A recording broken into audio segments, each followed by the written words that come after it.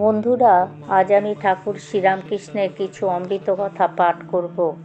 যদি আপনাদের ভালো লেগে থাকে তাহলে আমার চ্যানেলটি আপনারা সাবস্ক্রাইব করে দেবেন। মধুরভাবে সাধনার সময় ঠাকুর স্ত্রীর বেশভূষা ধারণের প্রয়োজন বোধ করলেন এবং তাহার পরম ভক্ত মথুরমোহনকে ইহা জানালেন।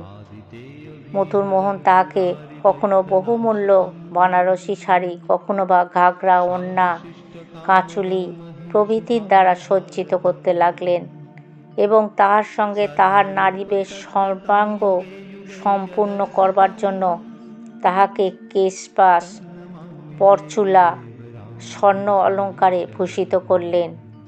এভাবে নারীবেশে সজ্জিত হয়ে ঠাকুর কৃষ্ণপ্রেমিক ব্রজনারীদের ভাবে ক্রমে এতদূর মগ্ন হয়ে গেলেন যে তাহার নিজেতে পুরুষবোধ একেবারে সম্পূর্ণরূপে তিরোহিত হল এবং ঠাকুরের চিন্তা, চলন বলন, হাসা, কটাক্ষ, অঙ্গভঙ্গি এবং শরীরের মনের প্রত্যেক চেষ্টা নারীদের মতো হয়ে গেল। ঠাকুর বলেছিলেন, মধুর ভাব সাধনকালে তিনি 6 মাস নারীর বেশে ছিলেন। ওই সময় তিনি কখনো কখনো রানী রাসমণি জানবাজারে বাড়িতে গিয়ে মথুরবাবুর পরিবারের স্ত্রীলোকদের সঙ্গে বাস করতেন।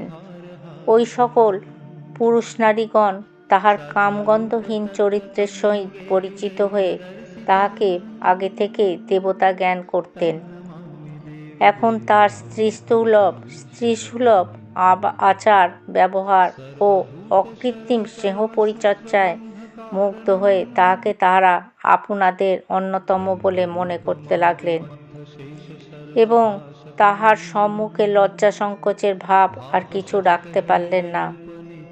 পরবর্তীকালে ঠাকুর বলেছেন, মথুরের এক কন্যার স্বামী ওই সময় জানবাজারে আসলে তিনি তার কন্যার কেশে বিন্যাস ও সাজসজ্জা নিজের হাতে করে দিয়েছিলেন এবং স্বামী চিত্তরঞ্জনের জন্য তাহাকে নানা উপদেশ শিক্ষা দিয়ে সখীর মতো তার হাত ধরে স্বামীর পাশে দিয়ে এসেছিলেন। ঠাকুর আরও বলতেন, ওরা তখন আমাকে ওদের সখী ভাবতে কিছুমাত্র সংকুচিত হতো না। স্ত্রীলোকের হাবভাব ও সমস্ত প্রকৃতি পরিপূর্ণভাবে নিজস্ব করে নিয়েছিলেন ঠাকুর। মথুর তাহার জানবাজারের বাড়িতে দুর্গোৎসবের সময় ঠাকুরকে প্রতি বৎসর নিমন্ত্রণ করে আনতেন। একবার একটি ঘটনা হয়, পূজা উপলক্ষে ঠাকুর এসেছেন। মথুর ও তার স্ত্রীর আনন্দ আর ধরে না।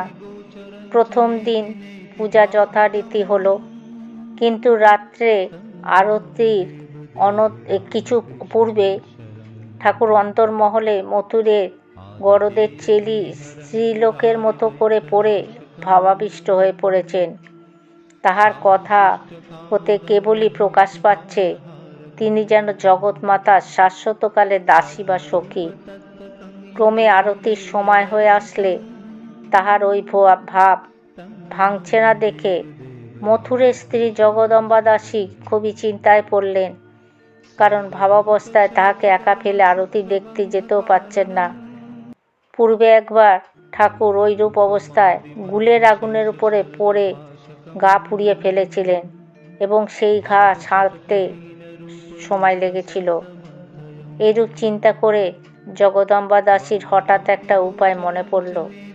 তিনি তখনই তাড়াতাড়ি গিয়ে নিজের বহুমূল্য গয়না সকল এনে ঠাকুরকে পরাতে পরাতে বারবার বলতে লাগলেন, বাবা চলো, মার যে আরতি হবে, মাকে চামর করবে না। জগদম্বা দাসীর কথা কানে যেতে ঠাকুর অনেকটা প্রকৃতিস্থ হলেন এবং আনন্দে উৎফুল্ল হয়ে জগদম্বার সঙ্গে চললেন। তাহারা ঠাকুর দালানে পৌঁছাতে আরতি আরম্ভ হলো। সেখানে ঠাকুর স্ত্রীলোকদের দ্বারা পরিবেষ্টিত হয়ে চামর হস্তে প্রতিমাকে ব্যঞ্জন করতে লাগলেন। তখন দালানের একদিকে স্ত্রীলোকেরা, অপরদিকে পুরুষেরা দাঁড়িয়ে আরতি দেখছিলেন। পুরুষদের মধ্যে মথুর হঠাৎ দেখলেন তার স্ত্রীর পাশে একটি সুসজ্জিতা অপূর্ব সুন্দর স্ত্রীলোক মাকে চামর করছে। বারবার দেখে তিনি বুঝতে পারলেন না যে স্ত্রীলোকটা কে। ভাবলেন হয়তো তার স্ত্রীর পরিচিত কোনো বড় ঘরের গৃহিণী। তারপর আরতি শেষ হলে ঠাকুর মথুরবাবুর স্ত্রীর সঙ্গে ভিতরে গেলেন এবং সম্পূর্ণ প্রকৃতিস্থ হয়ে অলংকার খুলে রেখে ঠাকুর পুরুষদের মধ্যে বসে ধর্ম উপদেশ দিতে লাগলেন।